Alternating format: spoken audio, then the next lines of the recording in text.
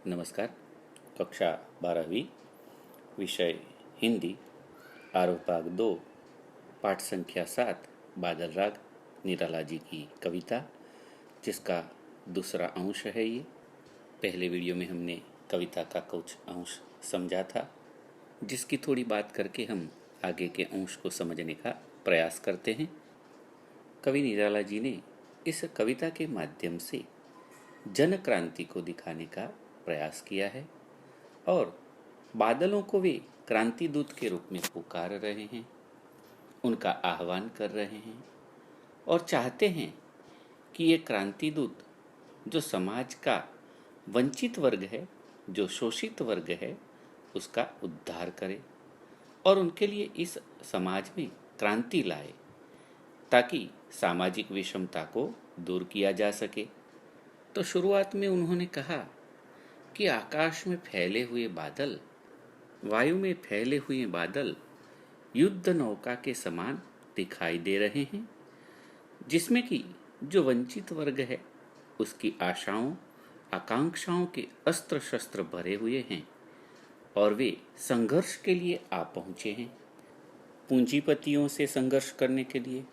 उसके बाद कवि ने बताया था कि जब बादल छाते हैं, गरजते हैं, बरसात होती हैं, मूसलाधार बरसात होती हैं, तो इसका मतलब यह है कि जब क्रांति के स्वर उठने लगते हैं तो उसकी गूंज इतनी तीव्र होती है, इतनी प्रभावशाली होती है कि पूंजीवादी लोग भयभीत हो जाते हैं, घबरा जाते हैं और उनकी जो वज्र गर्जना है उससे घबराकर पूंजीपति इस प्रकार से धराशायी होने लगते हैं जैसे बड़े बड़े योद्धा वज्र अस्त्र से धराशायी हो जाते हैं। और जो वंचित वर्ग है, किसान है, मजदूर है, वे खुश हो जाते हैं, क्योंकि क्रांति का लाभ वंचितों को ही मिलता है, उनके पास तो खोने के लिए कुछ है ही नहीं। अब आगे के अंश को पढ़ते हैं। अट्टालिका नहीं है रे आतंक भवन, सदा पंख पर ही होता जल विप्लव प्लावन, क्षुद्र प्रफुल्ल जलज से सदा छलकता नीर, रोग शोक में भी हंसता है शैशव का सुकुमार शरीर। कवि कह रहे हैं कि जो बरसात है और विप्लव है, क्रांति है, उसका असर पूंजीपति वर्ग और सर्वहारा वर्ग पर पड़ता है और इस प्रभाव का बिंबात्मक वर्णन निराला जी ने इस पद्यांश में किया है। कवि कहते हैं कि ये बड़ी बड़ी अट्टालिकाएं, बड़े बड़े महल नहीं रह गए हैं, ये तो अब आतंक के भवन बन गए हैं। तो आतंक भवन क्यों कहा है कवि ने? यहाँ दो आशय हो सकते हैं आतंक भवन के।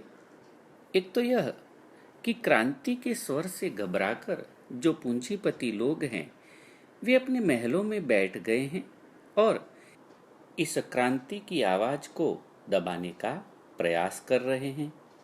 वे आवाज उठाने वाले लोगों को, शोषितों को, किसानों एवं मजदूरों को आतंकित करने का प्रयास कर रहे हैं और इस प्रकार ये भवन आतंक भवन बन गए हैं, जहां उनके शोषण की योजनाएं बन रही हैं। दूसरा अर्थ यह भी हो सकता है कि ये अट्टालिकाएं जहां पूंजीपति रह रहे हैं वे भयभीत हो गए हैं, क्रांति की आवाज से वे डर रहे हैं। क्रांति का बुरा प्रभाव पूंजीपति वर्ग ही पर ही पड़ता है और इसीलिए वे भयभीत हैं। इस प्रकार ये जो महल है वे आतंक भवन बन गए हैं। जब बाढ़ आती है तो सबसे पहले पंख यानी कि कीचड़, कचरा बह जाता है। उसी प्रकार वंचितों का शोषण करने वाले पूंजीपति रूपी कीचड़, गंदगी सबसे पहले बह जाएगी और सब कुछ साफ हो जाएगा और इसीलिए पूंजीपति वर्ग भयभीत है। आगे कवि कह रहे हैं कि ये कीचड़ तो सारा बह जाएगा, साफ हो जाएगा, परंतु कीचड़ में खिलने वाला कमल, उस पर कोई बुरा प्रभाव नहीं पड़ेगा। जब बरसात का पानी छोटे छोटे कमल के फूलों पर गिरता है तो वे खिल जाते हैं। जैसे यहाँ कहा है क्षुद्र प्रफुल्ल जलज से सदा छलकता नीर, रोग शोक में भी हंसता है शैशव का सुकुमार शरीर। यानी बरसात का पानी गिरने पर वे खिले खिले प्रसन्न दिखाई देते हैं और उन पर पानी पड़कर उन्हें नष्ट नहीं करता, न ही उनका रूप बिगाड़ता है, बल्कि पानी उन पर पड़कर नीचे गिर जाता है।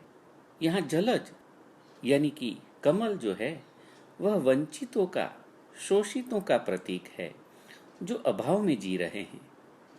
ये वर्ग हर स्थिति में प्रसन्न रहता है, यह भी समझाने का यहाँ प्रयास किया है कवि ने। अगर क्रांति आती है तो उसका लाभ ही इस वर्ग को मिलने वाला है। ये ऐसा वर्ग है जो बच्चों की भांति रोग शोक में भी हंसते हैं। जिस भी परिस्थिति में हो वे हंसते हुए जीते हैं। इसीलिए कहा, रोग शोक में भी हंसता है शैशव का सुकुमार शरीर।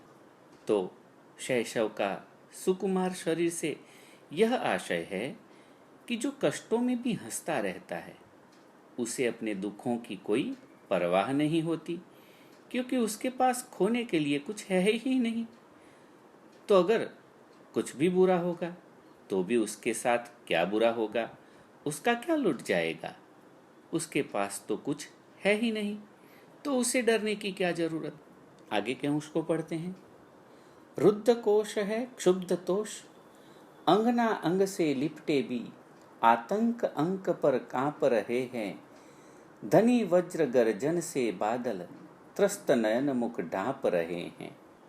इन पंक्तियों के माध्यम से कवि ने पूंजीपतियों के विलासी जीवन पर कटाक्ष किया है और क्रांति के प्रभाव की भी बात यहाँ की है।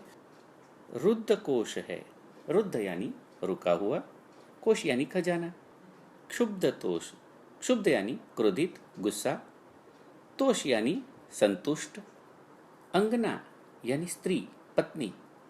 यहाँ कवि कह रहे हैं कि पूंजीपतियों का जो कोष है, किसानों मजदूरों का शोषण करके जो कोष, जो खजाना उन्होंने इकट्ठा किया है, क्रांति की आवाज उठते ही उनके कोष में, उनके खजाने में धन का आना भी रुक गया है, अवरुद्ध हो गया है।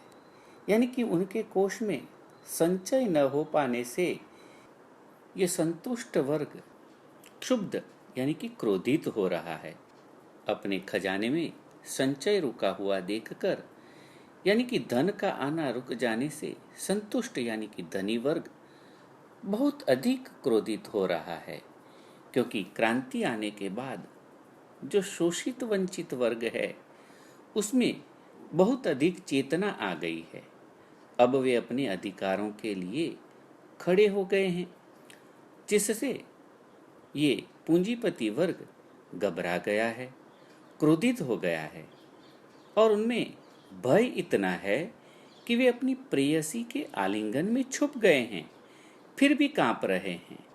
अंगना अंग से लिपटे भी, आतंक अंक पर कांप रहे हैं, क्योंकि उन्हें अपना विनाश दिखाई दे रहा है।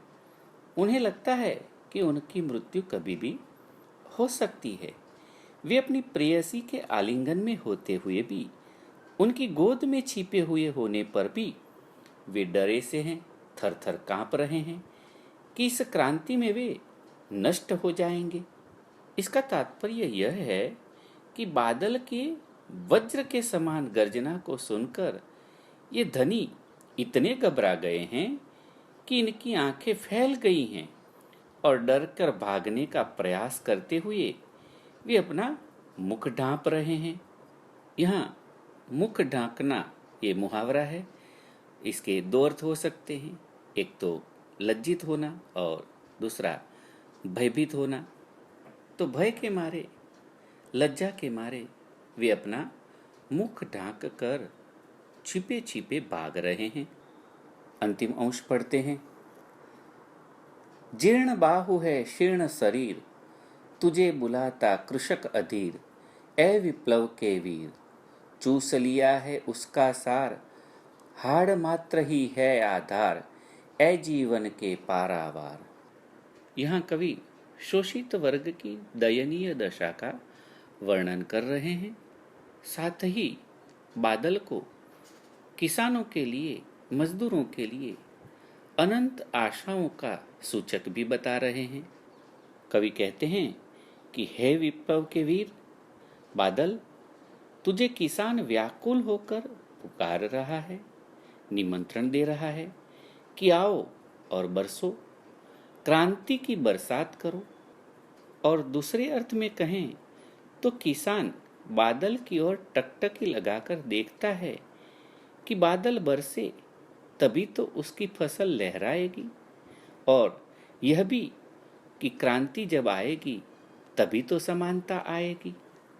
अब वह शोषण से थक गया है, उसकी बाजुएं जीर्ण शीर्ण कमजोर हो गई हैं। अपने लिए संघर्ष करते करते वह थक गया है और अब वह व्याकुल है। इसलिए वह बादलों को क्रांति दूत के रूप में पुकार रहा है। कवि यहाँ बादलों को जीवन के पारावार के रूप में देख रहे हैं। पारावार का अर्थ होता है अनंत, असीम। पारावार का एक और अर्थ समुद्र भी होता है। तो कवि यहाँ पर बादलों को संबोधित कर कह रहे हैं कि किसान का सारा रस, सारी शक्ति, सारा उत्साह, सारी उमंग इस शोषक वर्ग ने चूस ली है। इसका शोषण करके इसे इतना कमजोर बना दिया है कि इसके मन का सारा उत्साह खत्म हो गया है और अब वह मात्र हड्डियों का कंकाल मात्र ही रह गया है। ऐसे में तुम ही उसकी अंतिम आशा हो और तुम ही उसके जीवन में अनंत खुशियों को ला सकते हो।